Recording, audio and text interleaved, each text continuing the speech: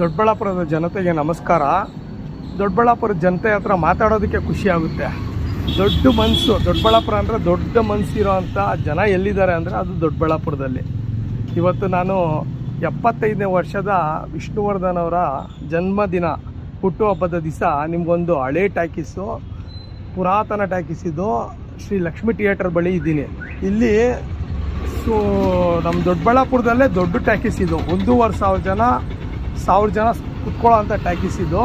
ಆ ಟೈಮಲ್ಲಿ ಯಜಮಾನ ಸಿನಿಮಾ 175 ದಿನ ಓಡಿರುತ್ತೆ.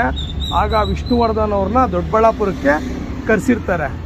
ಆಮೇಲಿಂದ ಜೋಗಿ ಫಿಲಮ್ಮು, ಯಾರಿಗೂ ಗೊತ್ತಿಲ್ಲ ಹೇಳಿ ಜೋಗಿ ಫಿಲಮ್ಮು, ಅದು 100 ಡೇಸ್ ಓಡಿದಂಥ ಫಿಲಮ್ಮು. ಅದು ಕೂಡ ಈ ಲಕ್ಷ್ಮೀ ಥಿಯೇಟ್ರಲ್ಲಿ 100 ಡೇಸ್ ಓಡಿರುತ್ತೆ.